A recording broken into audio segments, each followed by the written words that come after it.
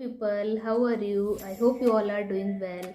As I told you in my previous video, so this video is for those who is preparing for any competitive exam or in 10th board or 12th board. So how to stay motivated during the exam time.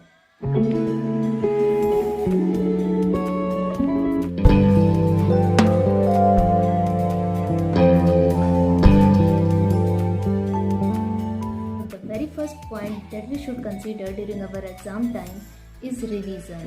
हमें जो है बहुत ज़्यादा चीज़ों पर focus ना करके at the last moment हमें उन चीज़ों पर फोकस करना है कि जो हमने अपने पहले से कवर कर रखे हैं चैप्टर्स या टॉपिक्स को, तो हमें उन चैप्टर्स या टॉपिक्स का मल्टीपल टाइम्स रिवीजन में दें। फॉर एग्जांपल, आपके पास कुछ 8 चैप्टर्स हैं और उनमें से आपने 6 चैप्टर्स को बहुत ही अच्छे से कवर अप कर रखा है और वो जो 2 चैप्टर्स हैं आपने उतने अच्छे से कवर नहीं किए हैं या उनको इतना अच्छे से आपने नहीं पढ़ा है। So rather than you should think to cover all the 8 chapters, अब बेटर ऑप्शन ये होगा कि जो भी आपने 6 चैप्टर्स को पढ़ रखा है उन्हीं को आपको मल्टीपल टाइम्स रिवीजन में देना होगा और इतना रिवीजन करना होगा कि आपका वो जो टॉपिक है या वो जो भी चैप्टर हैं वो इतने ज़्यादा स्ट्रॉन्ग हो जाएं when you will be sitting in the exam hall और पेपर आपके सामने हो, तो आपको वो कन्फ्यूज़न वाली स्टेट नहीं आनी चाहिए। जैसे कि 4 ऑप्शन होते हैं और उसमें 2 ऑप्शन तो हम लोग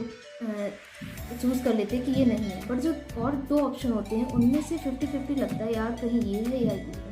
तो उस क्लियरिटी के लिए आपको रिवीजन करना होगा और उन्हीं चैप्टर्स को इतना ज़्यादा रिवीजन करना होगा कि अगर उन चैप्टर या टॉपिक से कोई भी क्वेश्चन आता है तो वो आपका 100% श्योर जाए।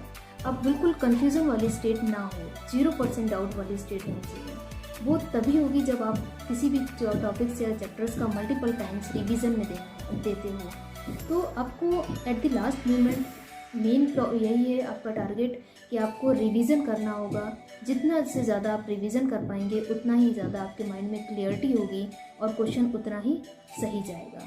So let's move on the second point. और दी सेकेंड पॉइंट जिनका हमें ख्याल रखना है और ये मोस्टली कई सारे बच्चों के साथ होता है कि एट द लास्ट मोमेंट हम कई सारी चीज़ों से डिस्ट्रैक्ट होते हैं। For example, when I was preparing for my entrance exam, I was distracting by using social media, or there are some people who get distracted from their unwanted friend circle.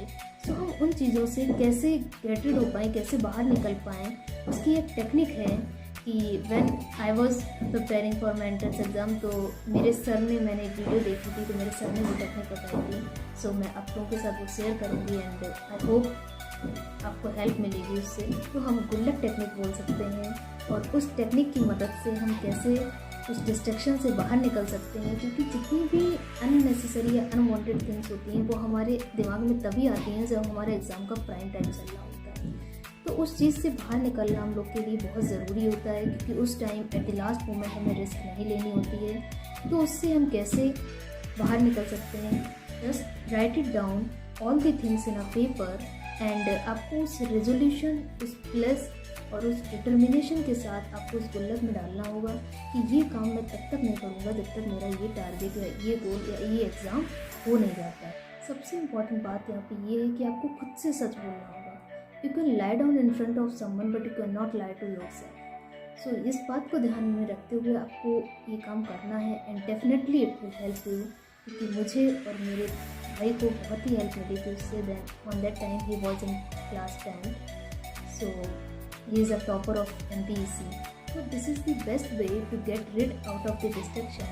And the last point, you can give your 100% whatever the result at the end. जो भी आपने, but अगर आप बाद में realise करते हो कि क्या मैंने अपना 100% दिया था, तो आपको आपका आंसर यस होना चाहिए कि यस, जितना मेरे अंदर पोटेंशियल था, जितना मैं एफर्ट कर सकता था वो मैंने किया था। And whatever the result God knows, but जो आपकी डेस्टिनी में होगा वो आपको मिलेगा, बहुत ही अच्छा मिलेगा। And so that's all about all wishes and blessings with you all. Thank you for watching. See you in the next video. तब तक के लिए बाय बाय।